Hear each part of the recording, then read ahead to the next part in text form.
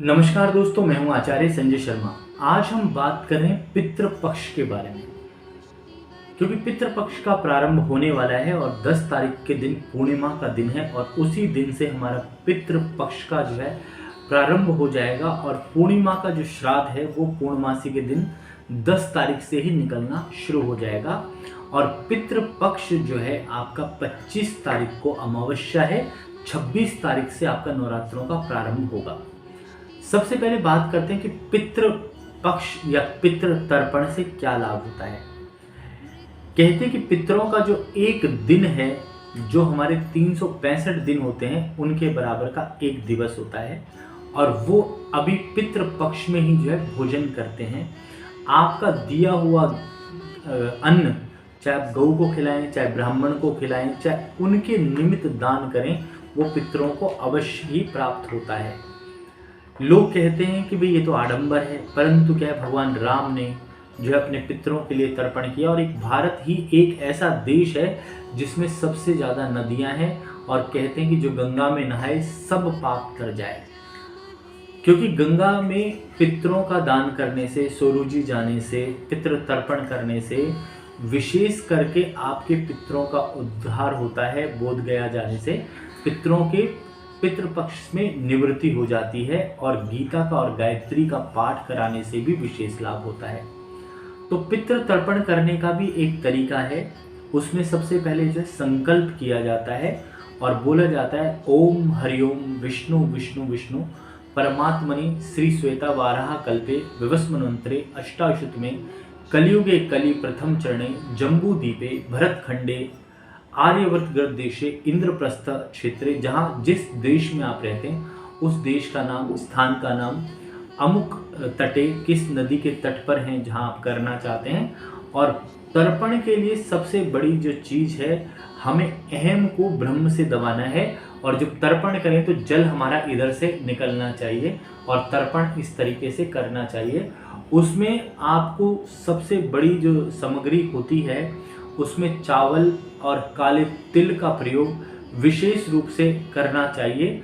या आप जो है कुशा, जिससे हम आसन बनाते हैं, जैसे कुश, लव और कुश बने थे, कुशा से कुश बने थे, उसी प्रकार से कुशा को भी अपनी सबसे छोटी उंगली या रिंग फिंगर और अंगुष्ठ में और प्रत्यक्ष उंगली में भी आप डाल करके और तर्पण करें और अपने पूर्वजों का ध्यान करें।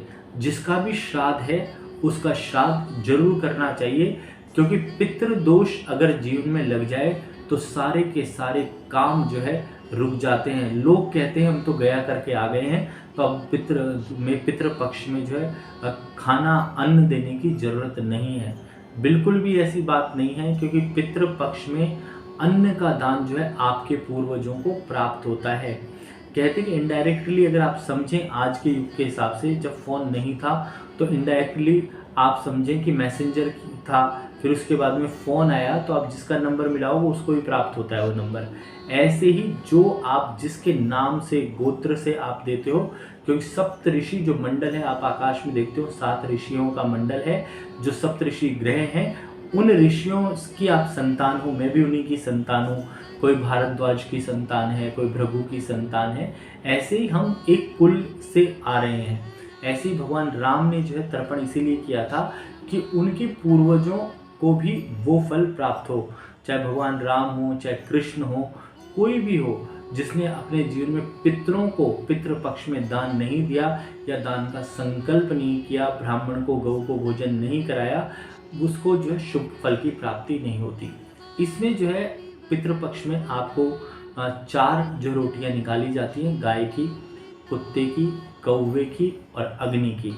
अग्नि में भोग लगा के वो किसी भिखारी को दे सकते हो और गाय को भी दे सकते हो और किसी व्यक्ति विशेष को भी आप खाना दे सकते हो। परंतु ब्राह्मण को भोजन कराना अवश्य है, क्योंकि ब्राह्मण जो है ब्राह्मण का शब्द का अर्थ है ब्रह्म अणु, अर्थात भगवान का अंश। तो ब्राह्मण जो है भगवान का अंश है। वो जब खाएगा या गौ माता ग्रहण करेगी तो सीधे आपके पितरों को प्राप्त हो जाता है। तो आप इस पितृपक्ष में अपने पूर्वजों का सबसे पहले स्मरण करें, ध्यान करें और तर्पण करते वक्त जो है दक्षिण दिशा की तरफ मुख करके तर्पण किया जाता है। और ब्राह्मण जब भोजन करे तो उत्तर की तरफ कर सकता है या पूर्व की तरफ, पर आप जब तर्पण करें उस वक्त जो है आप दक्षिण दिशा में तर्पण करें देख करके, और बोलें कि ये तर्पण मेरे पितरों को प्राप्त हो। उसमें तर्पण में एक कॉइन जरूर रखें, चावल रखें, तिल रखें और कुशा का प्रयोग करें और उनका ध्यान करके, स्मरण करके, और जो है भोजन का दान करें, अन्न का दान करें। और जो लोग बनाने में असमर्थ हैं वो सूखा दान भी कर सकते हैं। अगर कोई बिल्कुल ही असमर्थ है तो दूध और फल आहार भी अपने पितरों के नाम से दे सकता है, जो उनकी तिथि है, क्योंकि तिथि के अनुसार किया गया दान शुभ फलदायी होता है। क्योंकि आपके पितृ पूरे 1 वर्ष से आपके भोजन की आशा में बैठे हुए होते हैं, क्योंकि उनको यही दिन एक ग्रहण करना होता है, क्योंकि उनके लिए पूरा वर्ष जो एक दिन के बराबर होता है, तभी वो आज के दिन भोजन करते हैं। तो किसी का अमावस्या का श्राद्ध होगा तो अमावस्या को जरूर करना चाहिए, और जो आप भूल गए हैं तो सबका श्राद्ध जो है अमावस्या तिथि को निकाला जा सकता है। और पूर्णमासी के दिन जो है सबका श्राद्ध नहीं निकलेगा, जो पता होगा वही श्राद्ध पूर्णमासी को निकाल सकते हैं। प्रतिपदा पे किसी की मृत्यु हुई है तो उनकी तिथि दाग तिथि, प्रतिपदा है तो प्रतिपदा, द्वितीया है द्वितीया, तृतीया है तृतीया, ऐसे करके जो भी चतुर्दशी तक जो भी श्राद्ध है वो तर्पण उसी हिसाब से करने चाहिए, पूजा करानी चाहिए। और ब्राह्मणों, बुजुर्गों, अंधों को भी आप खाना दे सकते हैं।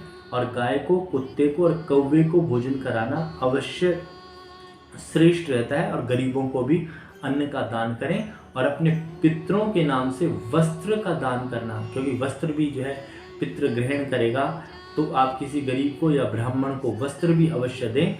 तो पितृ दिवस पर ये सारे कार्य करने से आपको विशेष लाभ मिलेगा और आपके पितृ जो है आपसे तृप्त हो जाएंगे और आपके जीवन में सुख शांति आएगी, और आपके पितृ आपके जीवन में सुख और सहयोग और आपका साथ हमेशा देंगे, क्योंकि पितृ हमेशा रक्षा करते हैं। एक छोटा सा दृष्टांत बताता हूँ कि एक बच्चा था, बहुत तेज बाइक पर जा रहा था, परंतु गिरते ही वो मर भी सकता था रोड पर, परंतु गिरा घास के ऊपर, उससे वो बच गया। तो कारण क्या है कि आपके पूर्वज आपकी रक्षा सदा करते हैं, आपके पितृ आपको बचाते हैं, सदा आपके साथ चलते हैं, परंतु आप उनको अन्न का दान देंगे तभी वो आपकी रक्षा करेंगे, उनको भी एक शक्ति प्राप्त होती है। दोस्तों, ये था पितृ तर्पण और पितरों को दान करने के ऊपर। तो कलयुग के अंदर जो कोई भी करेगा दान, उसके बनेंगे सारे काम। हम एक दान पात्र प्रोग्राम भी शुरू कर रहे हैं। उस प्रोग्राम में अगर आप चाहें तो ज्वाइन कर सकते हैं। दान पात्र के नाम से हमारा प्रोग्राम है। जो लोग कहीं देश विदेश में बैठे हैं, फॉरेन कंट्री में बैठे हैं, वो लोग हमारे दान पात्र प्रोग्राम में सम्मिलित हो सकते हैं। पितृ पक्ष में आप अपने पूर्वजों के नाम से उनका पूरा नाम, उनका अगर नाम पता है और आपका गोत्र नहीं मालूम या गोत्र पता है तो गोत्र और उनके पिता का नाम लिख करके हमारे एड्रेस पे भी आप भेज सकते हैं, जिससे कि आपको मिलेगा विशेष लाभ और हम उनके लिए भी पितृपक्ष में पूजा पाठ करा सकते हैं। और चाहेंगे आप तो आप हमारा अकाउंट नंबर भी चैनल से ले सकते हैं, या कहेंगे तो हमारा फ़ोन नंबर है 9910672630।